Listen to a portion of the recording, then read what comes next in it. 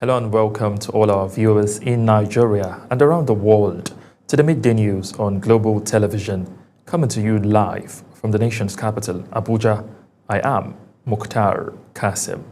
A quick reminder that Global Television is on DSTV, Channel 365, on Star Times, Channel 276.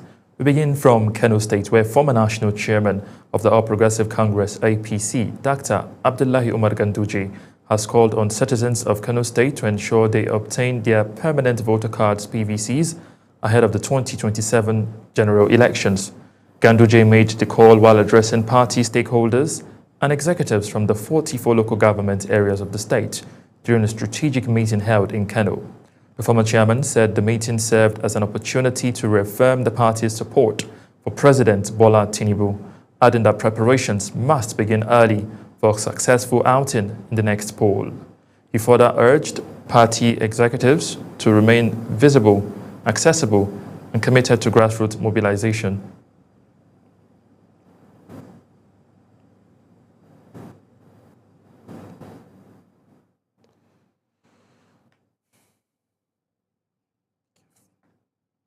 There is complete unity in our party. Unity from top to bottom. We have to ensure that there is solidarity for our party and solidarity to the federal government of the Federal Republic of Nigeria under the leadership of President Bola Ahmed Tinubu. Also, the purpose of the meeting is to ensure a new commitment as according to the renewed home agenda. So members of our party, the delegates, they have shown their commitment. He further urged party executives to remain visible, accessible, and committed to grassroots mobilization to strengthen the party's presence across the state. Now, away from that, suspected Boko Haram terrorists have abducted 12 women in Musa district, Askira local government area of Borno State. The victims were reportedly seized around 5 p.m. while returning from their farmlands in a separate attack. Suspected Boko Haram terrorists also launched an over 2-hour assault at the Megumuri local government area of the state, burning homes, vehicles, and shops. Confirming the women's farmers' kidnapping, Borno State's Police Public Relations Officer ASP Nahum Daso said an investigation had been launched into the incident. President Bola Tinubu has announced the rescue of 38 worshippers in the Iruku area of Kwara State and 51 out of the missing students of the Catholic school in Niger State. President Tinubu made the announcement in his official X handle while commending the security forces for the feat achieved in the north-central state. Tinubu assured Nigerians that security of lives and properties will be guaranteed under his watch. In the meantime, President Bola Tinubu has ordered the withdrawal of police officers currently providing security for very important persons, VIPs, in the country. In a statement by the presidential spokesman, Bayo Nanuga, he said Tinubu had ordered police authorities to deploy them on their core police duties. The statement added that the presidential directive was issued at the security meeting President Tinubu had with police, Air Force, Army chiefs, and the Director General of the Department of State Services, DSS, in Abuja. Let's now head to Bauchi State, where the government has announced the immediate closure of all schools across the state following heightened security concerns. The announcement was contained in a statement issued by the Information and Public Relations Officer of the State Ministry of Education, Jalaluddin Usman. Jalaluddin said the decision was reached after an extensive consultation and in response to what he described as overwhelming security concerns affecting the safety of students, teachers, and school communities across the state. The People's Democratic Party, PDP, has expressed worry over the rise in insecurity across the country. This comes as over 300 students and staff were abducted in Niger State and 25 students kidnapped in Kebbi State within 1 week. Our correspondent, Ubong Usoro, reports. We bring that report to you in our subsequent bulletin. The Nigerian Army has announced the release of the list of shortlisted candidates for the Short Service Combatant Commission Course 49/2026 Election Board. In a statement signed by the military secretary, the Army said the full list of successful applicants is now available on its official recruitment portal. The statement added that the shortlisted candidates are to report to the Nigerian Defense Academy, Ribadu Campus, Kaduna State, on December 1st, 2025. And now returning to the FCT, where the Federal Capital Territory Administration will begin computer-based test promotion exams for 8,000 staff across the 165 different cadres in the administration and the Federal Capital Territory Development Authority. The chairman of the FCT Civil Service Commission, Emeka Eze, made the announcement in a statement. Eze said the exams will run for 5 days, ending on Sunday. And now to Rivers State, where the state government has commenced a biometric verification of staff across the 23 local government area of the state, following the exit of the immediate past administrator, retired Vice Admiral Ibok Ete Ibas. Ibas had previously conducted verification of both civil servant and local government workers, an exercise aimed at eliminating ghost workers. He claimed the audit saved the state 5 billion naira, though it remained unclear if the local government component was fully completed before his departure on September 18, 2025, after the lifting of the state of emergency rule imposed by President Tinubu. Now, a powerful symposium aimed at empowering young women and addressing critical social issues, including teenage pregnancy and its impact on families and communities, has brought together students, advocates, and filmmakers in the FCT. Global Television's correspondent Sadia Yakubu has the details.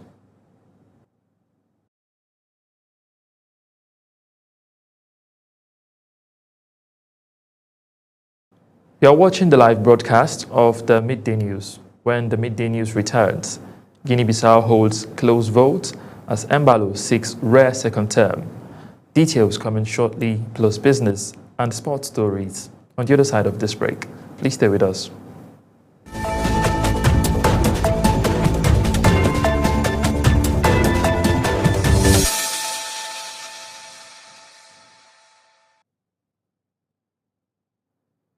You're welcome back from that break. And now to business news, where in a bid to reduce carbon emission to the barest minimum in the nation's maritime sector, the Nigerian Maritime Agency and Safety Agency has showcased a pioneering public-private partnership model for African maritime decarbonization with the establishment of the Nigerian Maritime Continuous Emission Monitoring System at the 2025 United Nations Framework Convention on Climate Change in Belém, Brazil.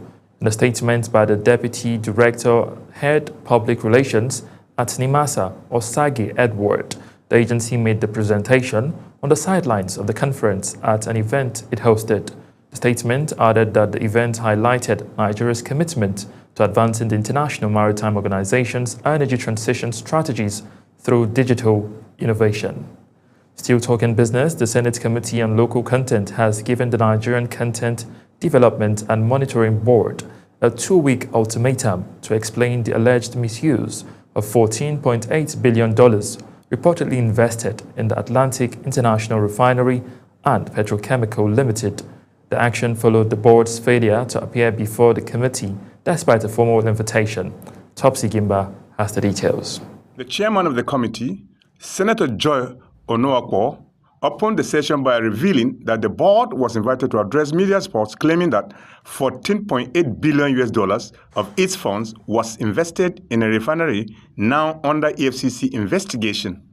But to the committee's disappointment, no representative of the board appeared except for a letter citing the executive secretary's medical leave and requesting more time. The reason why we are here is because of what is in the public domain. You are the owners of the Atlantic Nigeria Refinery, at the funding process, and this may also lead to we asking for all the fundings that they have done. Senator Onoakwo noted that the investigation covers not just the refinery matter, but also broader concerns about international oil companies' compliance with remittances and human capital development requirements. We've been in this oil and gas exploration for over 65 years. And over 65 years, we have not still built capacity in that area. Then I wonder when we are going to build capacity with all the provisions of laws that we have right now. Lawmakers, in their contributions, condemned what they described as the board's negligence and lack of urgency given the scale of the alleged financial diversion. This is a matter that you ought to have taken very seriously. Allegation of diversion of $14.8 million should worry the board and the executive secretary. The letter you send, Mr. Chairman, it will go with a warning that this will be the last time we invite him and he will not appear.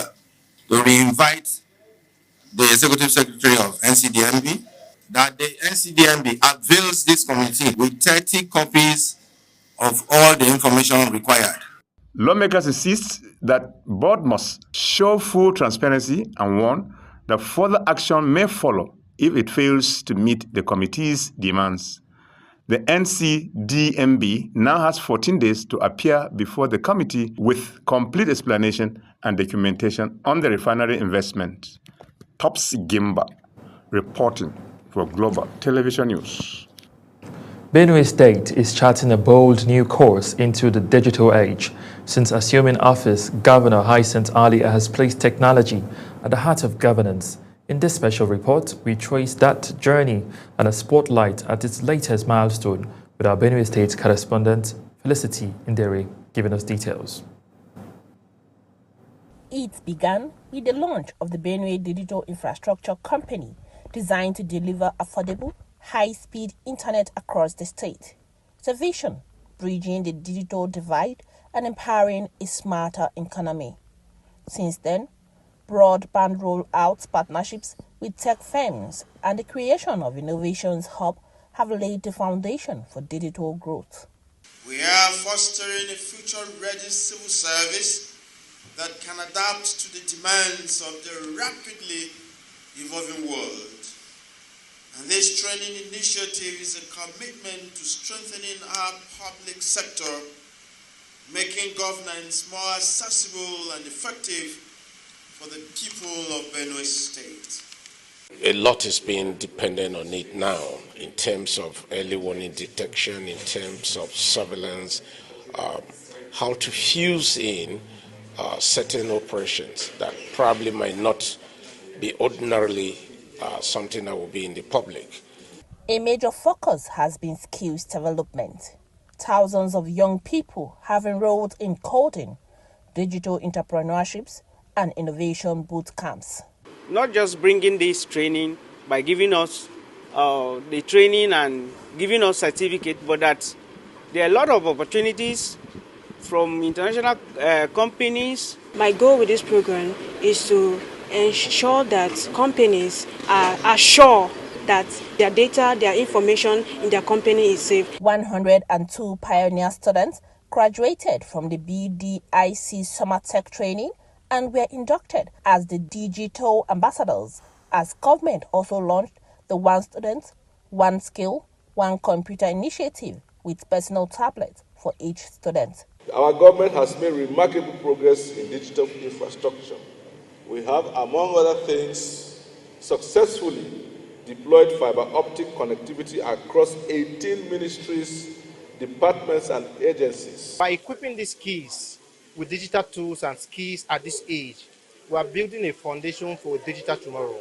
And then we are expecting to scale this to 23 local governments in the next session. With these steps, Benue is positioning itself as a hub for digital innovation, shaping a new generation of tech survey entrepreneurs and unlocking opportunities for growth.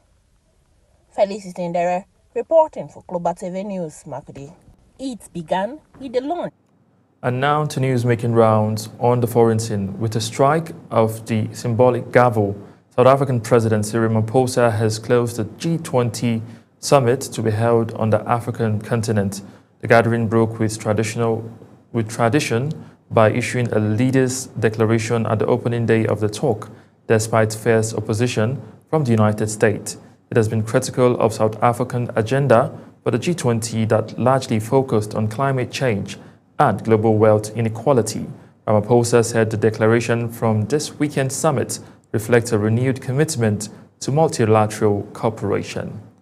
And now heading to the United States, where the government is set to designate Venezuela's Cartel de los Soles a foreign terrorist organization. President Donald Trump's administration will add the cartel, which it asserts it's linked to Venezuelan President Nicolas Maduro, to the list. However, the entity is not actually a cartel, but rather a common reference to military officers and officials involved in corruption and other illegal activities.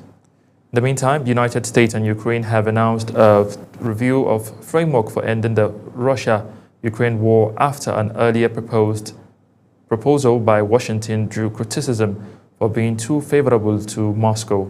The United States and Ukrainian officials said they have agreed to any deal to end the Russian war to fully uphold Ukraine's sovereignty, as they unveiled an updated and refined peace work that was sent on details. Washington and Kyiv also reiterated their readiness to keep working together to secure a peace deal that ensures Ukraine's security, stability, and reconstruction. And now talking sport, where Nigeria has named a 12-man squad for the first window of the 2027 FIBA Basketball World Cup African qualifiers as the Tigers prepare for their opening campaign in Tunis. Coach Abdurrahman Mohammed confirmed the roster ahead of the team's departure, with Nigeria set to begin their Group C fixture against host Tunisia on Thursday. The group also includes Rwanda and Guinea, with matches scheduled against them on November 29 and 30, respectively. As the last women's football international window in 2025 begins, 10-time African champions, the Super Falcons are at risk of missing the opportunity to regroup, as Nigeria Football Federation is still making frantic efforts to organize friendly matches for the team. The international break runs from Monday, November 24 to Tuesday, December 2nd, allowing countries to play at least 2 matches. And while Nigeria is yet to reorganize any official match for the window, Ghana have booked a date with England on December 2nd. Now that's it on the Midday News. A quick reminder that Global Television is on DSTV channel 365, on StarTimes channel 276. Kindly follow us across all social media platforms, now showing on your screen using a Global TV NG. I am Mukhtar Kasim. Saying a very big thank you for watching.